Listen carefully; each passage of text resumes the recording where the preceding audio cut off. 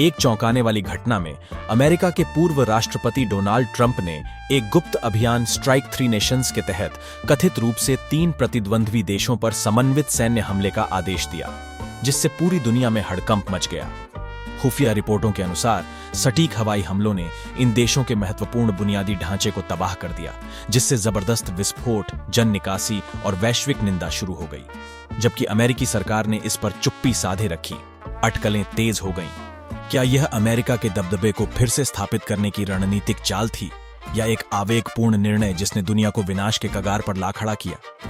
जैसे जैसे अंतर्राष्ट्रीय तनाव बढ़ा और सहयोगी देश दूरी बनाने लगे, दुनिया अनिश्चित भविष्य के लिए डरने लगी, यह सोचकर कि कहीं यह अभूतपूर्व कदम तीसरे विश्व युद्ध की चिंगारी न बन जाए। पहले हमले में अमेरिकी सेना ने एक मध्य एशियाई देश के परमाणु हथियार भंडार को लक्ष्य बनाया, जिससे बड़े विस्फोट हुए और हजारों लोग मारे गए।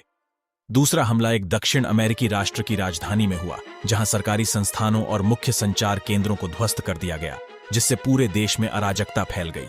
तीसरा और सबसे विनाशकारी हमला एक पूर्वी यूरोपीय देश के सामरिक सैन्य अड्डों पर हुआ, जिसने वहां की सेना को पूरी तरह पंगु बना दिया। इस ऑपरेशन के पीछे का असली मकसद स्पष्ट नहीं था। क्या यह अमेरिका की वैश्विक शक्ति को फिर से स्थापित करने की योजना थी, या ट्रंप के निजी और राजनीतिक हितों से प्रेरित एक कठोर कदम? अमेरिका ने इसे राष्ट्र की सुरक्षा के लिए जरूरी कार्यवाही करार दिया, लेकिन संयुक्त राष्ट्र और नाटो ने इसे अंतर्राष्ट्रीय कानूनों का खुला उल्लंघन बताया।